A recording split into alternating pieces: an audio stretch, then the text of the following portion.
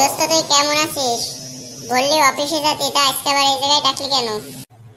তোর আজকে আমার সাথে অফিসে নিয়ে যাব, এজন্য তোর ডেকে নিয়ে আসলাম।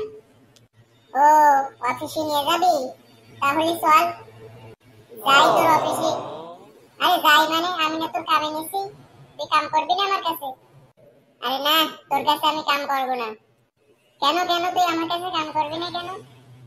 আমার কাছে কাম আছে, আমি সেদিন তোর সাথে শয়তানি করছিলাম। আচ্ছা চল তুই আমার সাথে আজকে অফিসে। এত করেই যখন বলছিস তাহলে চল। আসলাম তো, এখন বল কি বলবি? দোস্ত আর কি বলবো, ব্যবসার অবস্থা তেমন একটা ভালো না। দোস্ত তুই বাড়ি চলে যাবি নাকি? আরে হ্যাঁ, তুই থাক, আমি বাড়িতে আসি। তাহলে বাড়ি থেকে এসে আমার সাথে কথা বলিস। আচ্ছা আমি যাই রে।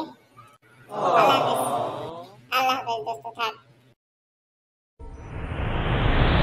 বন্ধুরা, তোমরা সবাই পার্ট 3 এর জন্য অপেক্ষা করো। পার্ট 3 আগামীকাল আসবে।